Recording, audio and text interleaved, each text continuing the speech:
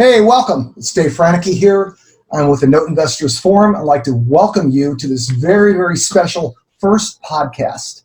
And I have with me a very, very special guest, Scott Teerink. And Scott and I go back a long, long ways. And we're going to talk about several things, about where the market is, brainstorming, risk management, opportunities. But I think you're going to find this really fascinating. Here's a little bit about us, picture of Scott, myself. And then we're going to jump into this topic here, and that we're going to leave it right there and where we are. So let's just jump back here to the both of us, and we will go from there. Edit. There we go. Okay. You good?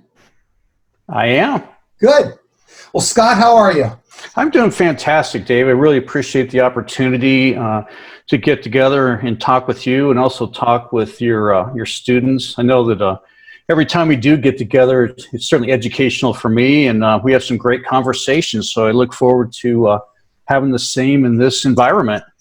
Ditto. I totally agree. So you and I go back a long way, like maybe 21 years? No. Yeah, I don't think we need to get into that. Yeah. But so back in the day with Phoenix Real Estate Club, and we've laughed about this before.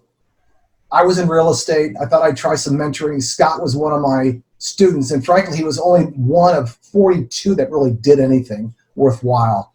So that's a tribute, not to his teacher, but to who Scott is as a person.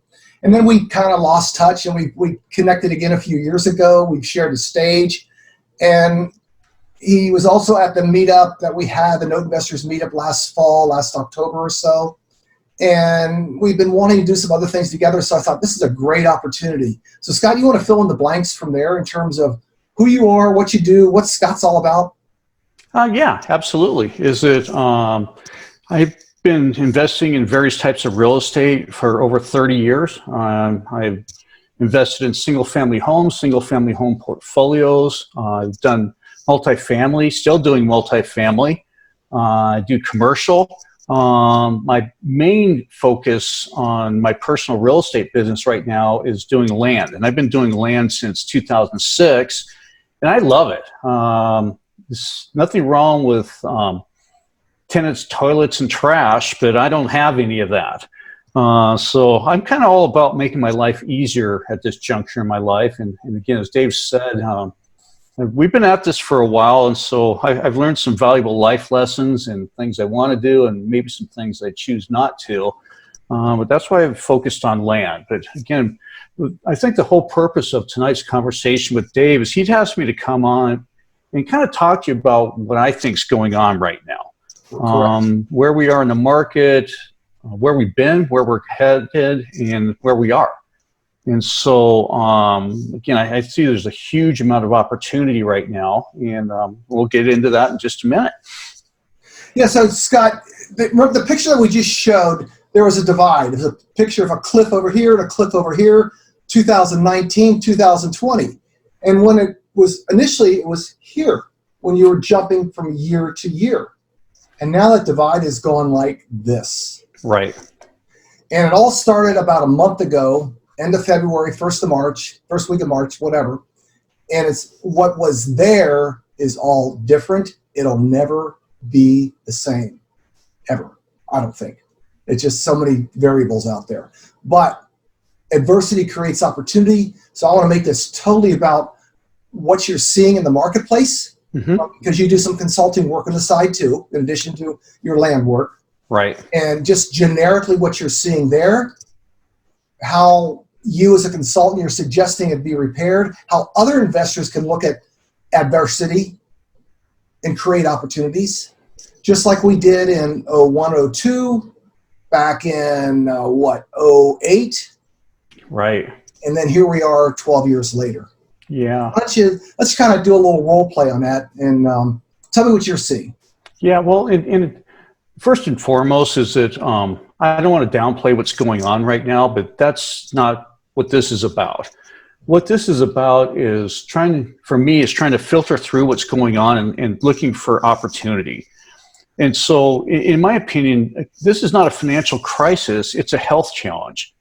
And so, again, as much as serious as this is as real estate investors and people that own real estate, I think we need to filter through that a little bit, take a step back, and just really take a look at really what is. And what I see coming about is, Dave and I had a great conversation this last week, is I see this as an up-and-coming opportunity. It could be an opportunity, and I believe it will be, another chance to get in where prices are going down.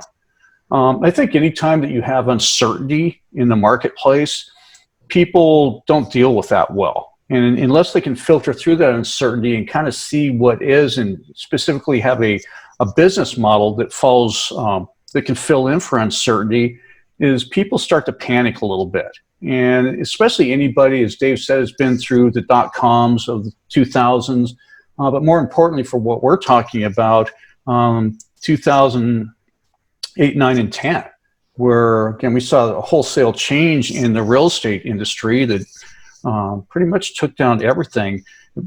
I think one significant difference that we're talking about now is I believe this is more global. And again, this is uncharted territory. But again, I think in adversity, there's always opportunity. What do you see out there? So let's talk about the adversity first. Let's get rid of the negative, and then let's roll into the positive. And we can sprinkle in whatever we want on that. So right now, you're working with a larger development firm that works in the Southwest United States, generically speaking. Fair to say? That would be correct. Okay. And they do residential, they do senior, they do apartments, they do commercial, they do retail, land development, whatever. Right. We do a little bit of everything. So you've seen some things. One of the things we talked about, and we talked about the Cheesecake Factory notice that the CEO gave out to commercial landlords, we're not paying for April. We've seen folks here in Phoenix who have apartments with Mark Taylor. They're seeing about 40% of their tenants saying, hey, see ya, we're not paying. Right. In the note world, I'm seeing people, one guy called me today, he's Hispanic from Houston, and he said, Dave, I'm down to 2 hours a day. Wow. I've had a strong pay history. What do I do? My servicer won't even call me. I want to get something set up. Good, solid people, not looking to game the system. And you've seen it in the tenant space. I have another party who's going to be on our live call tomorrow. He has a bunch of strip centers in LA. He owns 70 storefronts. Every single tenant to the person called and said, we can't pay you. Right. So as you working as from the investment side, from the management side, the consultant side, what do you see, and what's your problem solution type approach? No, and that's a great question. And just to add some new insight from what we talked about last week is, first of all, let me address the multifamily industry. And it's not just multifamily, it's anybody that has a rental property. We cannot do anything for 90 days. If somebody's not paying their rent right now, the courts are shut down by a state proclamation from Governor Ducey in Arizona that you cannot evict them. And if you do, you're going to be in more trouble than the person who's not paying their rent. And so what we've chosen to do in our portfolio is to work with that, is to work with people. But here's the good thing that I've seen is that we had a relatively high amount of people that were scheduled to move out that had given us a 30-day notice. Well, when this came about, they all canceled. So we're not gaining a lot of people, but we're also not losing people. And so what we thought was going to be somewhat of a mass exodus with what's going on in the labor industry really isn't. And so also in the commercials, there was another proclamation that was made by Governor Ducey last night that the same thing has now been established in commercial real estate. So we're talking about office space, we're talking about retail, and then we're talking about industrial is the same thing as you cannot evict somebody for non-payment. Okay. Now, there is some caveats to that. And again, I don't want to get into the specifics, but again, if you do have further questions about, look it up. But I think the smart thing is that there's certain things we have to deal with. And so deal with it. Don't put your head in the sand. If you got rental properties, contact your renters and work something out. Because honestly, they are not going anywhere. And so, again, I think not doing something is you could cause yourself more harm than doing something. And so, but again, I want to get back to, it's also a huge, huge time for opportunity. One other thing is that I don't know if any of your students are in the process of either refinancing a mortgage or buying a new home. Well, as we all know, there's been record amounts of people trying to refinance and buy homes recently. So the mortgage industry, the whole pipeline is just clogged up. That's why when you see the Fed do two unprecedented reductions in the last couple months to interest rate, it didn't really affect what happened to mortgage rates. Well, and the reason being is there's so many mortgages in this pipeline right now that they don't have to, and quite frankly, they can't handle anymore. But what's going to be a result of what's going on right now is we have a lot of people that are supposedly non-essential. Actually, a friend of mine told me a joke earlier this week. He's like, for all of you staying at home, how do you feel about being non-essential? And yeah, she's probably not funny, but I thought. Well, if you want to take it a little bit further, I wonder what the birth rate's going to be in 9 months. Yeah, no, exactly. I'm pretty sure we're going to have another baby boom. Yeah. But here's the thing. Here's the point that I'm trying to get to is if you're in the process of that, I would hold off for a little bit because all these people are no longer working. One of the last things you do before you close a mortgage is the lender has to call in and verify employment one last time. And so if you're not working, you're not going to get a loan. Nope. And so what that's going to do is that pipeline is now clogged with all these applicants. It's going to get unclogged very quickly. And interest rates are going to fall really, really quickly when that happens. So again, is it through some type of problems, there's opportunity if you're looking at the right way. So if you take that too, when those deals fall apart, do you think those, if it's on a purchase, don't you think those sellers are going to be really motivated? Right. Well, go ahead, Dave. Okay. And then with that, if they were going through an open door offer pad, they stopped doing business now. Yeah. They dropped 1,000 assets here and they're not going to close. Yeah. And then and actually I was talking about that with some of my other investor friends is take a look at the domino effect by that. If you are either selling your house or buying your house through Zillow, if you're selling your house, you probably have already purchased something or at least moving somewhere. Right. And so that creates a domino effect there that either that deal is going to be scuttled or, again, if you're choosing to rent for a while, then, again, that's gone away. Now, what if you are buying? If you are currently renting and you've given your notice and somebody else has rented that either home or apartment, you have to move. Right.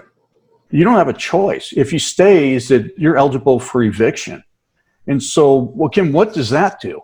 And how much money, did people set aside to do these things? So, like I was saying, it's certainly a domino effect just by what these larger buyers are doing. But I also think that, again, there's going to be opportunity. And I'm not looking forward to what's ahead of us health-wise and us as human beings, but I am certainly looking forward to opportunities. To that point, there's the QM loans, non-QM loans, non-qualifying mortgages. Mm-hmm. Do you know there's only one lender left in the country? Wow. The others have stopped. I got a call from a lender last week. They had a $200 million pool. Wow. And the owner of that company, he says, I have to get at least 95% because I've only got a $10 million reserve. Wow. So he has not brought his mind up to what's really going on. There was another pool last week that sold at 80% of the unpaid balance. Wow. So, and then in the hard money game with the wholesalers, 7 out of 10 wholesalers have stopped loaning. And again, Hard money people. Yeah, right. Not wholesalers, but hard money people. I'm sorry, but yeah. Right. No, but the opportunity though, and that's all I see. And like I said, Dave and I had about an hour-long conversation last week about kind of reminiscing how this has some of the earmarks of what happened in 2008. I don't think it's going to be anywhere close to that because it's a completely different reason for what's going on here. But again, for those of us that went through that, I hope we learned from it. And that's exactly what we talked about is looking for signals and looking for cycles. Is it, again, this type of cycle always repeats itself. So you just got to look for those indicators as to where we are in the cycle. And again, I think you're seeing it with, again, interest rates, what's going on with the Fed right now, with all the bailouts. Again, the same thing happened in 2008, except it's happening quicker because I think everybody here has a trigger finger because they don't want to see what happened in 2008. Right. And again, Warren Buffett has his saying that when you buy when there's blood in the streets. And I think that we're going to see more blood in the streets for a while. But like I said, unless it's based on real estate's financials or a company's financials, it's never permanent. Right. Yeah. The other thing that is out there, I've talked to several of the wholesalers, and one of them said in his old pipeline, sellers are calling him up and saying, I think we might want to sell now. Wow. And his first comment was, well, why are you calling me now? Why? So he's drilling down, and then the next question is, would you consider seller financing? If you want to get more money, we can offer you. You can carry the paper. Well, and some of them, many of them were saying yes. So then you get into from the investor standpoint, the subject twos, which and there's going to be short sales and all the other stuff coming along that way too. But that's the opportunity. Right, and it's so funny that you mentioned that exact scenario because that's what I was thinking about earlier today. Is that I used to specialize in lease purchase and lease options, and I hadn't done them in years. And I'm thinking, wow, it's coming back. And again, talk about a great opportunity to come in with not a lot of financial exposure. Again, you can either do like what you were talking about, come in and do a subject to, or do a lease purchase or lease option, depending on what the seller and the buyers want. And personally, I'm a little bit leery because, and now I'm going back to 2008, I had 3 new builds. I refied out of the hard money, went traditional financing, sold them lease purchase. I didn't get enough money down, I grant that. But those people walked because values dropped so much. So I think it's a little bit early for that. Find out where it's going to be and then jump in on that opportunity or look at that as an exit strategy down the road. Yeah, and I agree. I think it's, but I think if you don't know these strategies, I think now is the time that you need to start learning these. Absolutely. Anybody can be successful in a market that's going up. You just have to be in the game. Right. But it's the educated investor that makes money on the way down. Right. And that's where the big money is made. Again, right now for the last, 10 years, you just had to be in the game. But now is where we're going to kind of separate the dabblers from the investors. Right. And unfortunately, it's duplicating itself from what we saw in 2008 is, again, just anybody could be in the real estate market as far as an investor, in parentheses, but they didn't know what they were doing. Like I said before, you just had to be in the market. You didn't have to know strategy. You didn't have to know technique. You didn't have to know where the market was at that time. But now you do. And it's, I don't know, I'm excited. I've ramped up my marketing machine where I'm sending out, I do a lot of direct mail pieces in my land business. And it's, I primarily focus on people that are past due on their taxes, but now I started last week where I'm going to anybody. So before, that was about roughly a third of the available properties out there and it's just a little bit easier for me to find a motivated seller when they will pass due taxes. Right. But now, and I think moving forward, I think everybody's going to be motivated, especially if not, certainly in, I guess the scenario would be if you own a primary residence and you own either an investment property or a vacation home or maybe some land, and things go sideways, what are you going to sell first? You're going to get rid of that vacation home. You're going to get rid of the investment property. You're going to get a hold or sell that land prior to your primary residence. Right. And so again, I think my advice in all this is take a look back at what happened in 2008, 9, and 10, and just look and see what people did, see what happened to the industry. And again, like I said, I don't think it's going to be like it was there because it's completely different reasons, but there is going to be opportunity. I think we can really see, let's say I'm looking at it countrywide now versus just Arizona. I could see a 20-point drop, relatively speaking, just because we don't know what this fallout from the unemployment, everybody being shut down, we don't know what that's going to be for 3 or 4 months. Right. So would you agree with this statement, Scott? Cautiously aggressive. Yeah, I think so. And I think on top of that is something that we'd already talked about. Go out and educate yourself. Yes. Again, if you don't know how to do a certain strategy, like again, Dave and I are talking about some creative real estate strategies, but go out and learn these. And, I mean, there's a really good book, and I'm going to give a personal plug. It's called These Purchases Subject to Deals. It was written by Wendy Patton.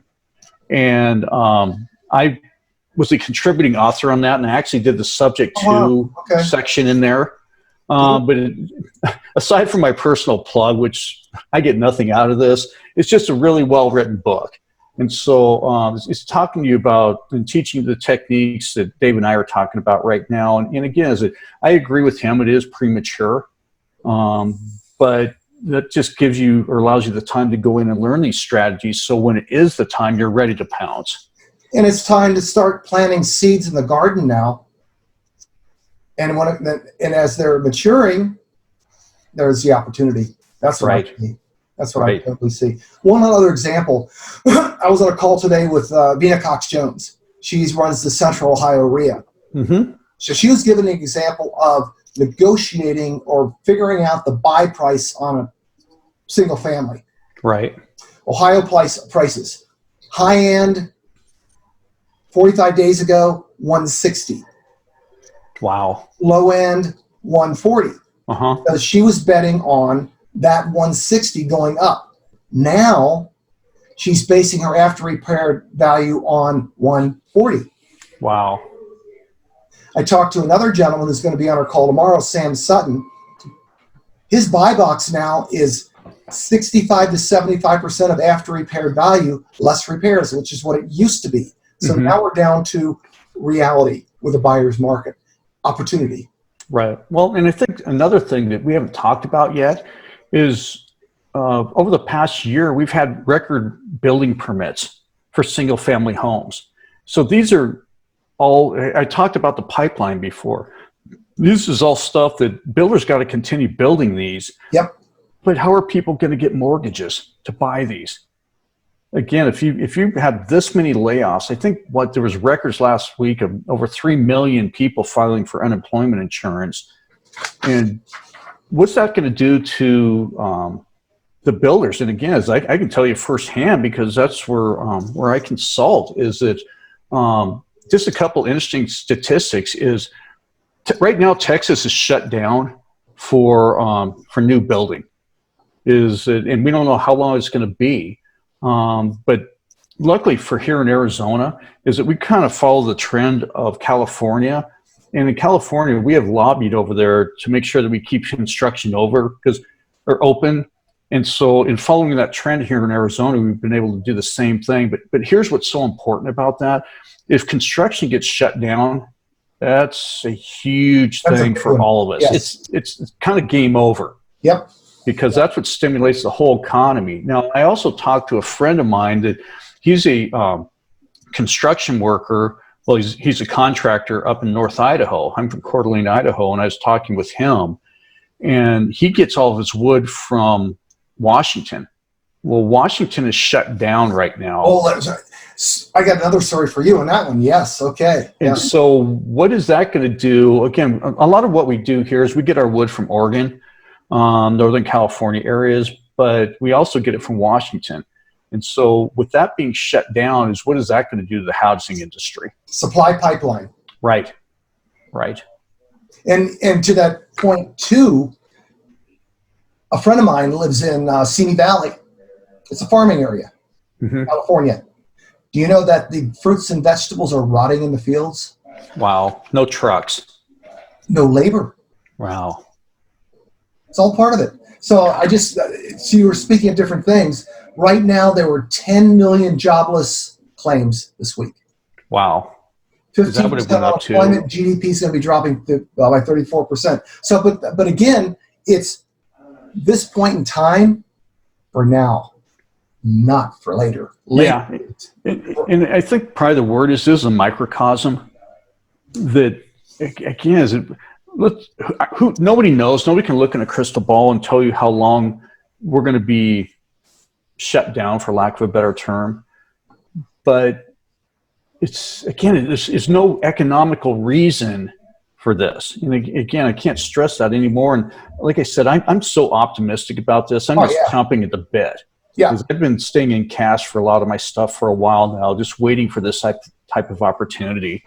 And, again, that's why I also encourage your students to, like I said, just go out, get your education, look for these opportunities. Get educated, be aware, watch, observe, and when the deals start coming, wait for the good ones. Don't just jump in, and that's where you're really going to win. That's my feeling. Yeah, no, I agree. It's I don't know. It's an exciting time. Again, I'm talking about two separate issues here. I think this whole virus issue it's horrible.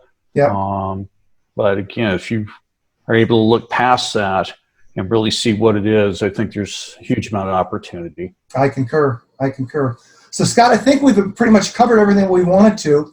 And you also, to put in a plug for you, you have a course on land, don't you?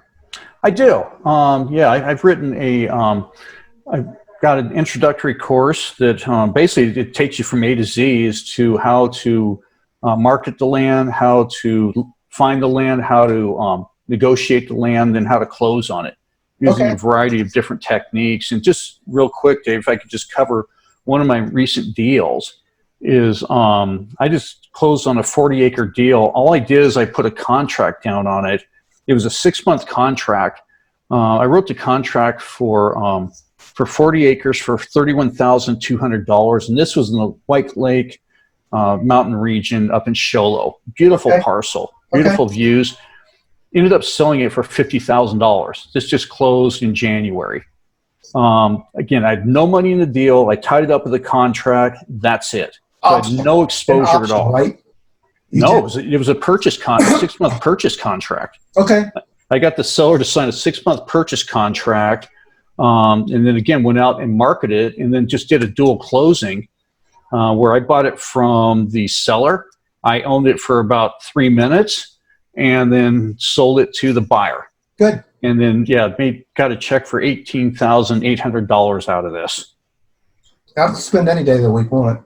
Yeah, well, and again, that's a lot of, again, when we're talking about creative real estate techniques, that's just an example of one that was working prior to all this happening. Right, and it'll work again.